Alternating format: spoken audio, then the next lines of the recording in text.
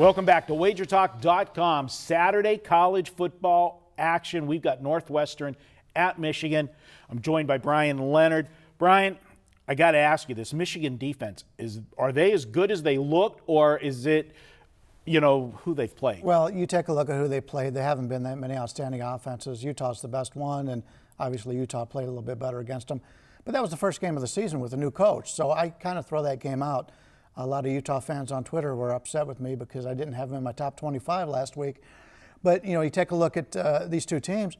Michigan is allowed 14 total points the last 4 games off 2 shutouts.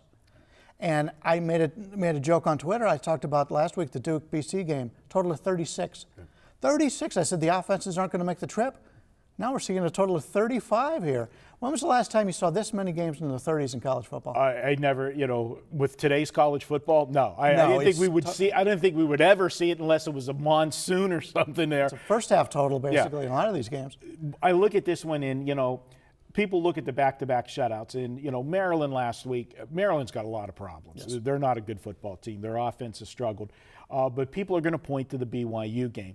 And, yeah, they shut out a very good BYU team. But we got to remember one thing and put everything in its context.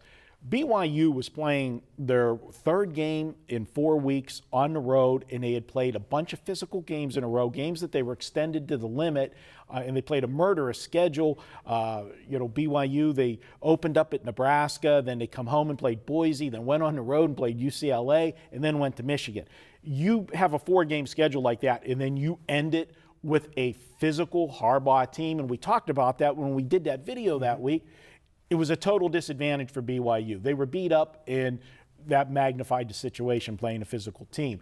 Now, Michigan's going to get to play a team that's pretty similar physical style in this Northwestern team, which they've kind of changed their identity too, because this is a team that used to go up and down the field but couldn't stop anybody. You saw a lot of Northwestern games where it was 35-31. Who had the football last was going to win the football game.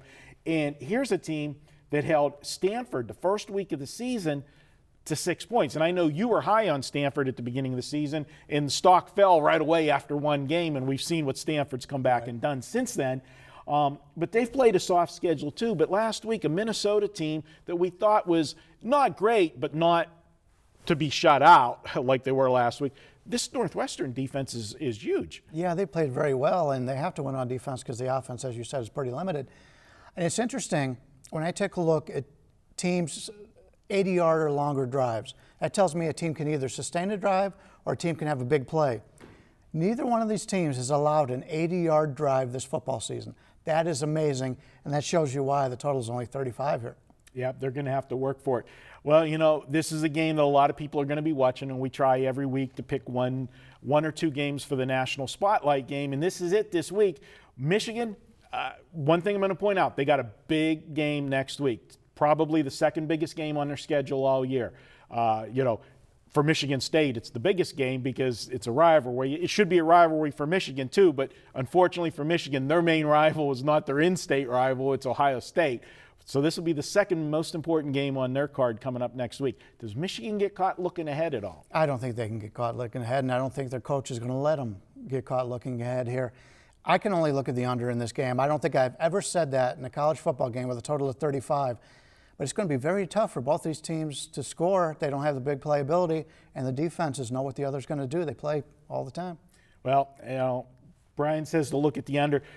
With that thought, if points are going to be at a premium, and they got Michigan because of right now everybody's in love with what Harbaugh's doing there and coming off the back-to-back shutouts and, scoring the points, the 31 and the 28 against BYU and Maryland, I'm going to take the inflated number here. If they're going to work for the points, I'll go ahead and take them. And, it could be, into the second quarter or into the second half before they get the 14-point margin to get over the spread. So I'm going to take the points here. I think it'll be a premium. I have it Michigan winning 20-17, but I think it's going to go right down to the end. Yeah, all Northwestern will need is maybe 14 points in this game to get the cover. And how many times does a team now score 14 points in a college football game? So, all right, there you have it. That's our national spotlight game. And, guys, head on over to WagerTalk.com this weekend. A lot of strong plays. Our guys have been doing well. And you can always pick your favorite capper, get them for the entire weekend. It's the best deal on the internet. Thursday through Monday. Get all of their plays, both baseball, both football, for $69. And this week, if you use coupon code JIM and the number 10, you can save another $10 on that. A super deal. Head on over to WagerTalk.com.